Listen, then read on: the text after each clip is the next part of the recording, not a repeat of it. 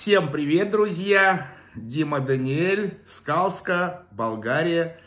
23 апреля, воскресенье, прекрасная погода. Вчера прошел такой дождик, когда нам заливали цемент. Мы думали, что он нам серьезно помешает, но он был недолгим. И дожди, по-моему, немножко закончились. Сегодня не ожидается. Солнечный день, плюс 18 градусов. Прекрасная воскресная погода, господа. Надо будет полить сегодня нам фундамент, как нам сказали. Сделаем. Итак, что у нас происходит? А у нас все в порядке, все смеются, все довольны. И все, естественно, на позитиве.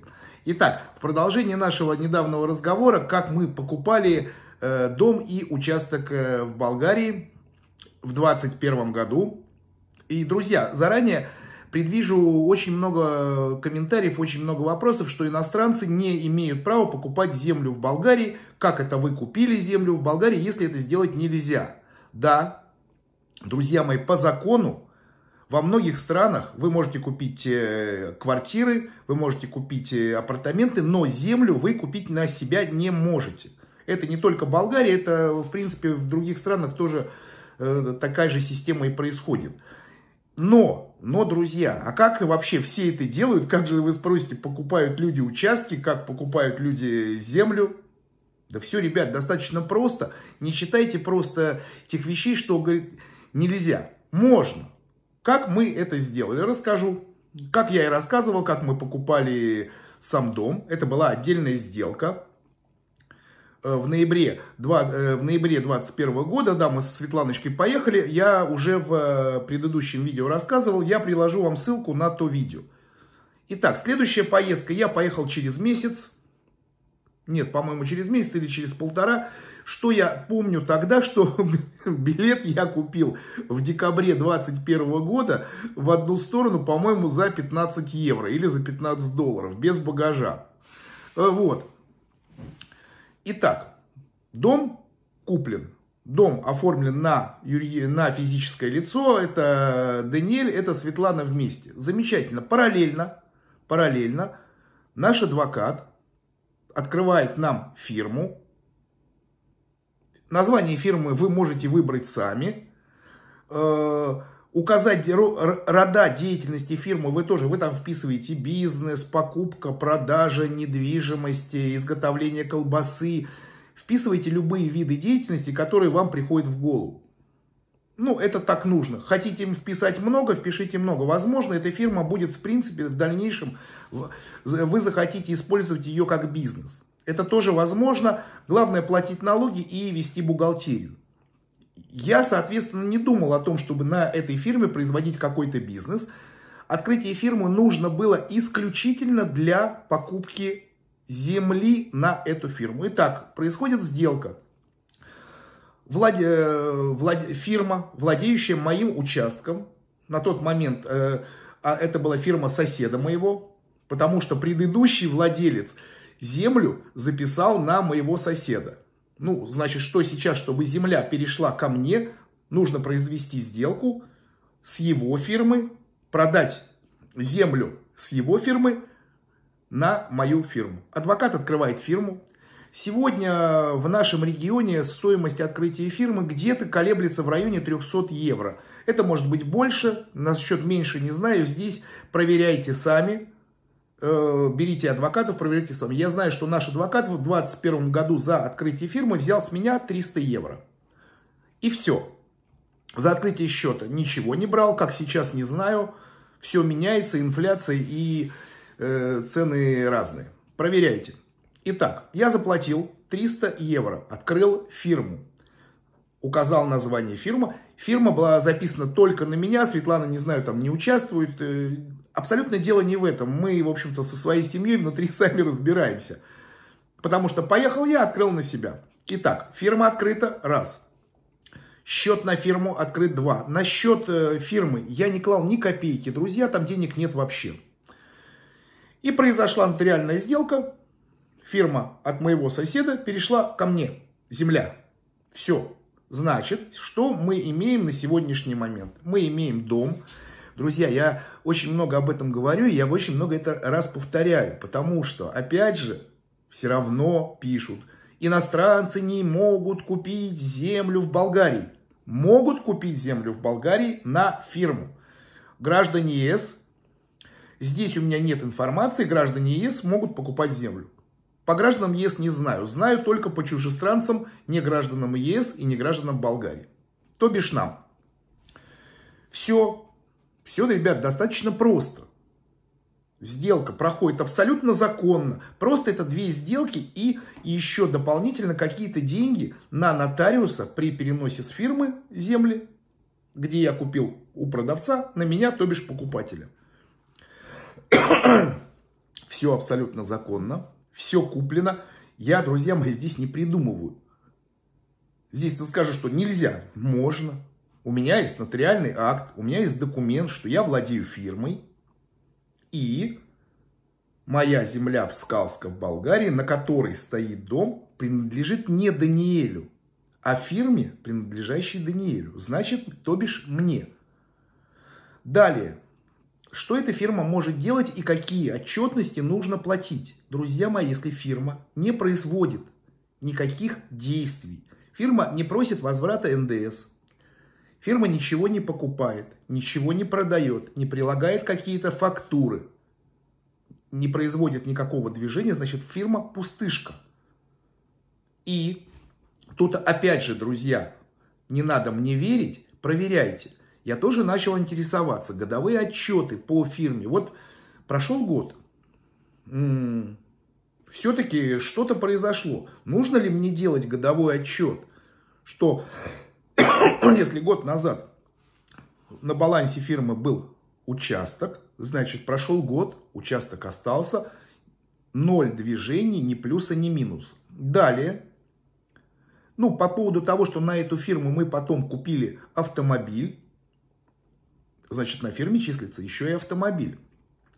На фирму записаны телефоны Viva.com, значит, еще числятся телефоны. Я интересовался, мне сказали, пока не нужно делать первый год, второй год, если ничего не нужно, нет движения, никакой активности, значит, не надо ничего платить. Опять же, господа, проверяйте, пожалуйста, чтобы потом вы мне что-то не сказали. Вот я рассказываю так, как это у нас. Далее, все. Полностью сделка завершена, мы счастливые владельцы со Светланочкой дома в Скалска и участка, на котором стоит этот дом.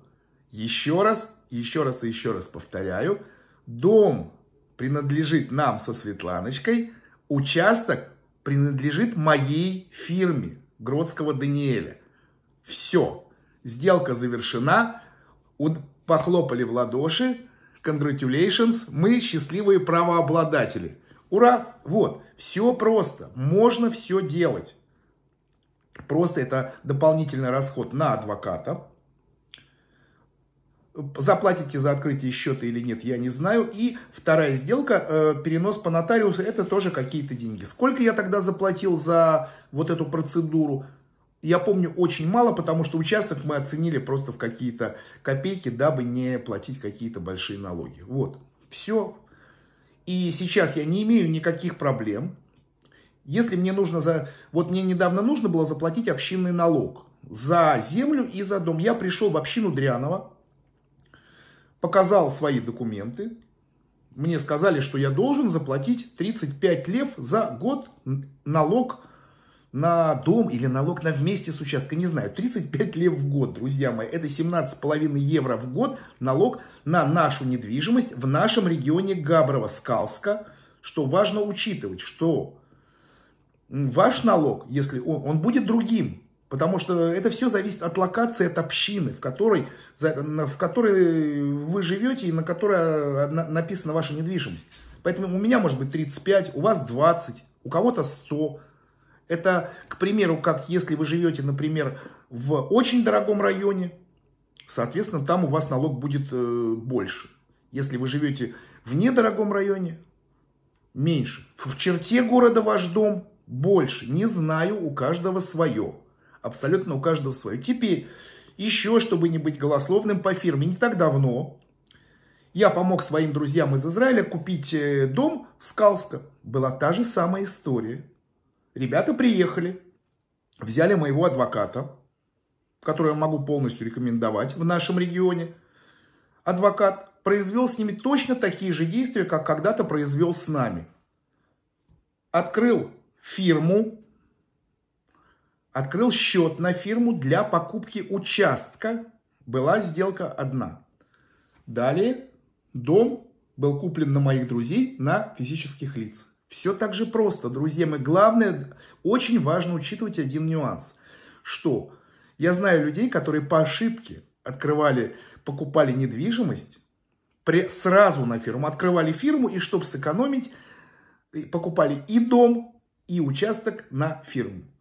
Но когда они шли оформлять в электрокомпанию подачу электричества, то в электрокомпании им и не могли записать им электричество на физическое лицо, потому что все на фирме. Им писали на юридическое лицо. А те, кто понимает, электричество в Болгарии на фирму, на юридические лица намного в разы дороже, чем на частные.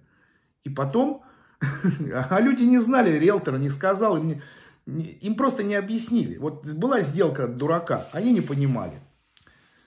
Поэтому учитывать важно очень главную вещь, что если дом, электричество же не на земле, электричество на доме. Если дом записан на фирму, вы заплатите в 4 раза больше, и потом вам нужно будет производить некоторые действия, чтобы обратно перевести на физическое лицо. Немножко запутано, да ничего не запутано, просто делайте правильно алгоритм. Покупайте дом на себя и участок на фирму. Электричество вы идете в электрокомпанию и оформляете на себя. И вы имеете нормальный, простой, хороший тариф, как у всех. А если у вас дом записан на фирму, вы получаете тариф для бизнесов, для фирм намного-намного дороже. Выход из этой ситуации в будущем тоже есть. Можно сделать аренду с вашей фирмы на вас вот этой недвижимости. Это тоже какая-то такая некая законная комбинация. Ну зачем заранее-то заморачиваться? Сделайте изначально все правильно. Не экономьте деньги, консультируйтесь с адвокатом, как правильно сделать, если у вас этот адвокат есть. Спрашивайте у друзей, кто уже что-то купил, чтобы не совершить какую-то ошибку и не писать голословно: ой, землю купить нельзя. Землю купить можно на иностранца, проверено нами. Просто иностранец имеет фирму, фирма имеет землю. Все, дорогие мои друзья, ответил на многие вопросы заранее. Внимательно, пожалуйста, к этому относитесь. И хубов ден. Шейлихам йом наим, хаварим шели. And have a nice day, my friends. Ciao, ciao.